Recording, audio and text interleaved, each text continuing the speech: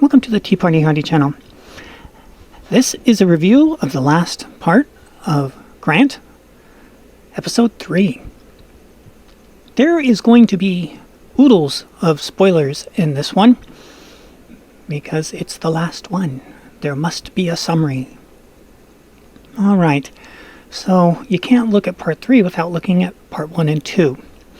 As you might know from my other reviews, part 1 was incredible. Wonderful, wonderful start. Fantastic. Part 2 started to slip. Not in production quality, but in historical pathways that they took, what they kept in, and what they kept out. Part 3 falls into that category as well, but not as notorious as Part 2.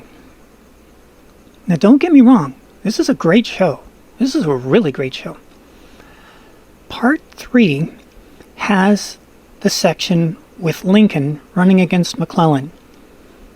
My complaints in Part 2 carry the exact same substance in Part 3. By not focusing more on McClellan in Part 2, it just lessens all of the weight of Grant being put in to the leadership role.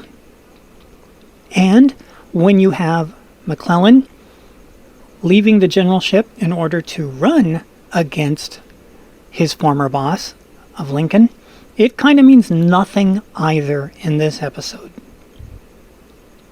So, yeah, that complaint's there. All right. From a technical point of view, because I like to do that at the beginning of my reviews. Okay. Lighting, fantastic in this one. A lot of night scenes. Cinematography, once again, continues to be just cinematic and through the roof, beautiful. Interviews, same as the other two. It's the same people. I don't think they introduced anybody new. And if they did, sorry, they didn't make a big enough impact. And I'm recording this right after watching it. Casting. You'll know from Part 2 that I really was very much let down by the casting of the fellow they used to do Abraham Lincoln. He's in this one as well, and he's just not right for the part. Besides the fact that he's so short, he's just not right for the part. You'll also know from Part 2 that I made observation that when they had Grant stand next to Lincoln, and the fellow playing Lincoln was barely an inch and a half taller than him, and when Lincoln's our tallest president, well, it comes back to haunt again in this episode. Because in this episode, there's a scene where Grant meets the powerful and great Frederick Douglass. Sorry, big fan. And they angle the camera on the over-the-shoulder shot to make Douglass look the size of what Lincoln should have looked. So, they clearly know how to do it. So that when they do show, I don't want to say a long shot, but a far enough away shot from the other side of the room of Grant standing next to Douglass, the actor playing Douglass is the same size as the actor who played Lincoln. So again, they knew how to do it. They just didn't do it. I don't know why.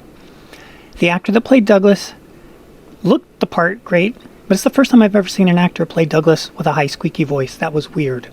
Really used to Douglass having that big barrel-chested voice. But that's neither here nor there. They nailed the makeup.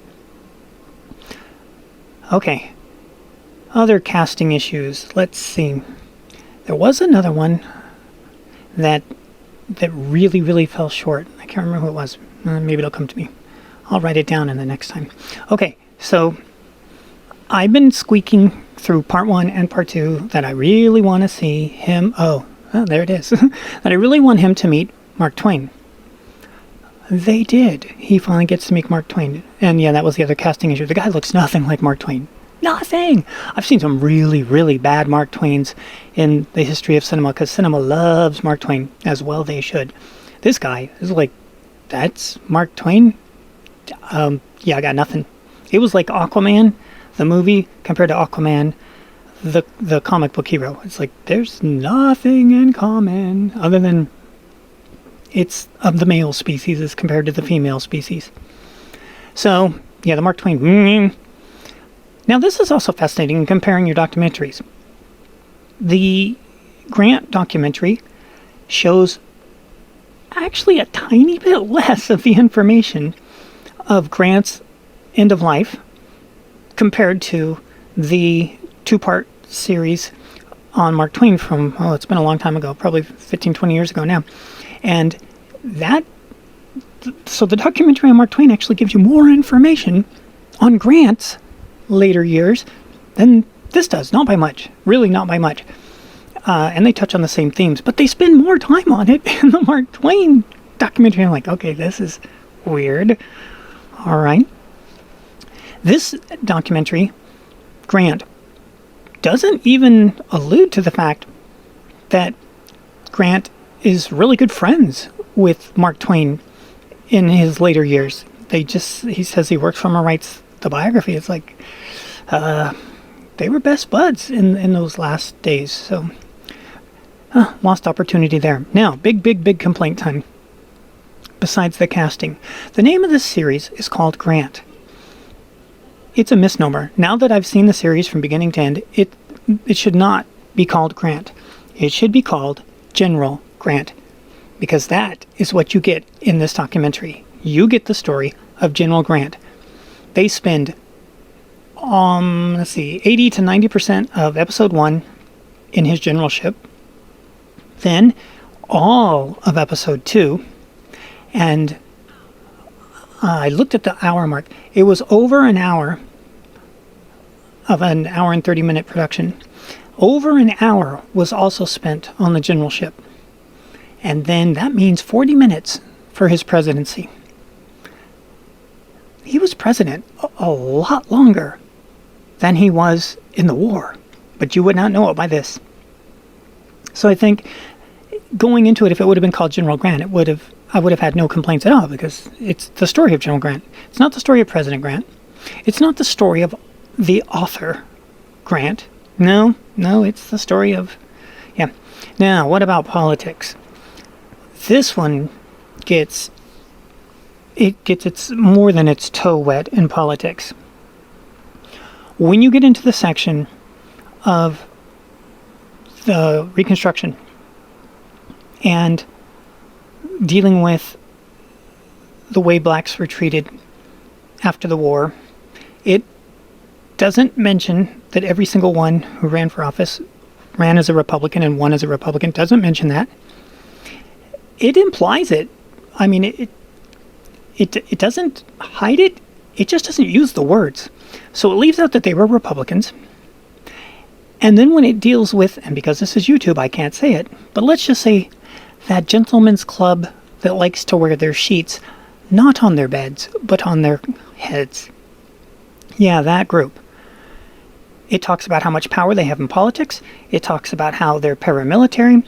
And it talks about how when the Democrats won in the midterms on Grant, that all of the efforts that Grant had done to aid and abet assimilating former slaves into a freeman status is dissolved with the introduction of the Democrats. They did say that.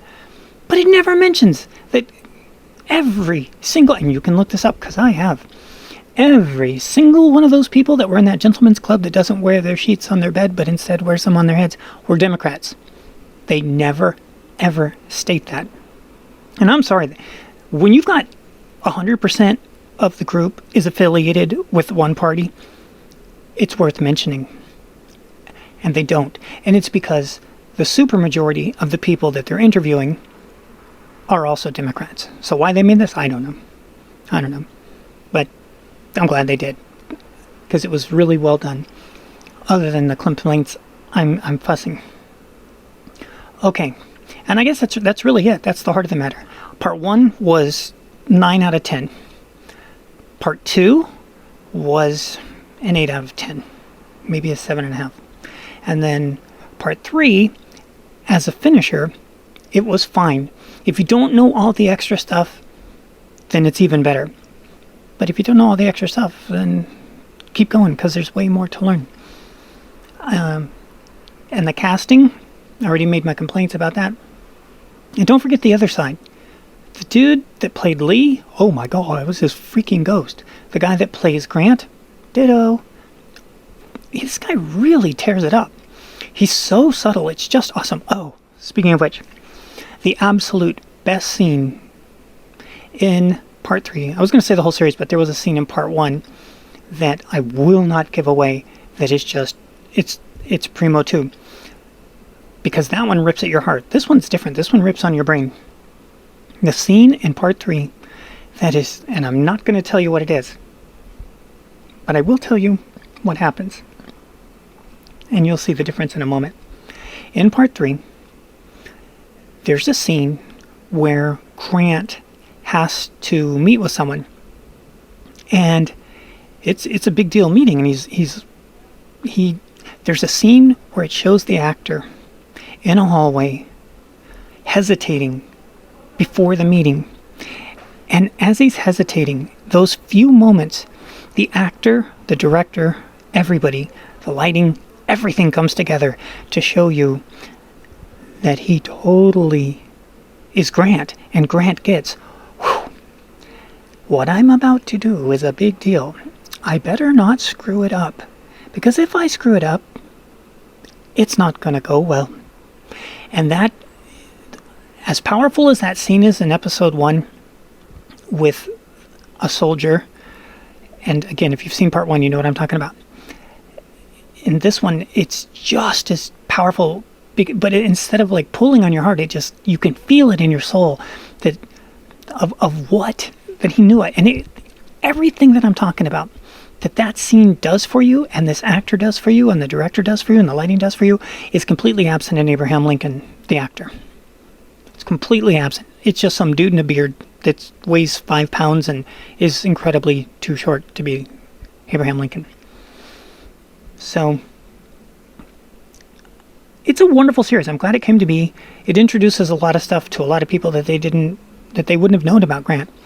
And if this is your first introduction to it, cool. I am not a Civil War fan. I am a Revolutionary War fan, so I don't know that much about the Civil War. I'm not totally naive, but when it comes to Civil War, oh boy, do people they get way into it. I'm not in that category. Me and the Founding Fathers, that's where my specialty is.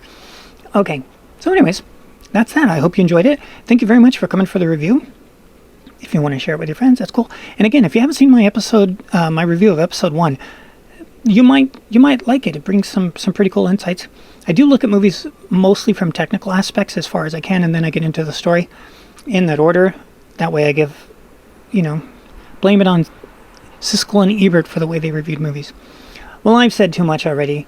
You've got the hang of this. Thanks for watching, and we appreciate it. We really do. So I guess we'll see you in the future for our next review, if another really cool history show comes on.